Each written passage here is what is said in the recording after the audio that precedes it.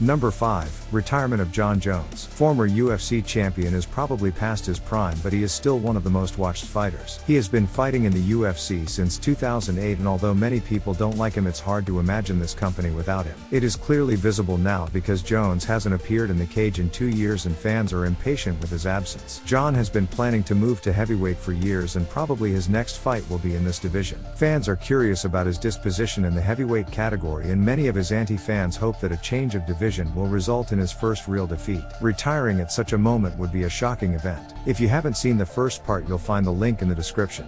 Number 4. UFC champion versus other promotion champion. The UFC is currently considered the best MMA organization in the world. UFC fighters aren't allowed to fight anywhere else, although many people would see UFC champions clashing with champions from other promotions. We often hear such a desire from Bellator fighters, and it's been mentioned many times by Patricio Freire. I'd like to create history, something new in the sport, to create a big cross promotion like in boxing where you have the champions sometimes fighting each other. That's what we're missing in MMA right now. I'd like to be the guy to start that. I already beat your future champion, so let's put everyone together and see who's really the best. The fans would want that. The sport needs that. No more this promotion or that promotion. There is a business side of things, but people want to see the best fighting the best. The Brazilian who regained the championship by defeating AJ McKee a few days ago tried to provoke the UFC president with the following words: "If Dana White has some balls, let's put champion versus champion." That's my goal. At the moment it's probably impossible because the UFC has the status of definitely the best MMA organization in the world, and a potential loss of any UFC champion to another champion could undermine this position. However, looking at a much older sport of boxing in which the champions of the best federations fight each other,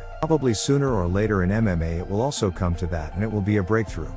Number 3. Khabib's comeback from retirement. The Eagle unexpectedly announced his retirement after defeating Justin Gaethje in October 2020. He argued his decision that he had achieved enough and that he didn't want to train without his father, who died a few weeks earlier. It was a big shock for many people because he was in his prime, and according to many he could defend the belt more times than Jones, Silva or St. Pierre. Many people thought Khabib wanted to negotiate a better deal with the UFC and that he would come back to competitions as soon as he feel hunger to fight. The Eagle said he had promised his mother that he wouldn't fight anymore, but Dana White stated he would talk to her and try to persuade fighter to come back from retirement. Currently Khabib runs his organization and he's also a coach. His comeback seems less and less likely, and the fighter himself says that nothing will tempt him to compete again, so a sudden change of mind would be a shocking event.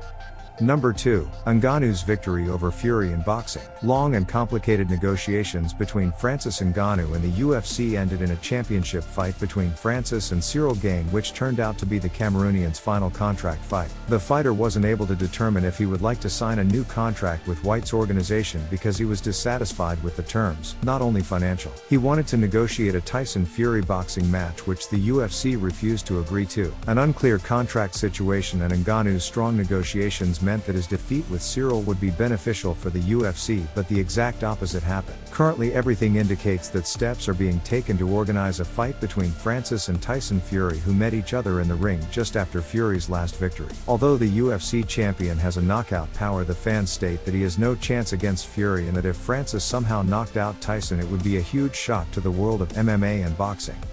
Number 1. Conor McGregor tests positive for steroids. The Irishman has always been associated with an athlete who criticizes using steroids. Nate Diaz has a similar views, and before his first fight with McGregor in the welterweight division, Stockton fighter stated that the Notorious and the whole UFC is on steroids, which clearly pissed off Conor. I don't care about weight.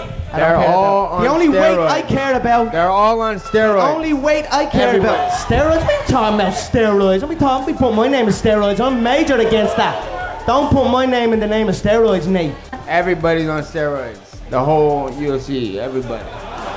Your teammate Gil and Jake were two caught on steroids.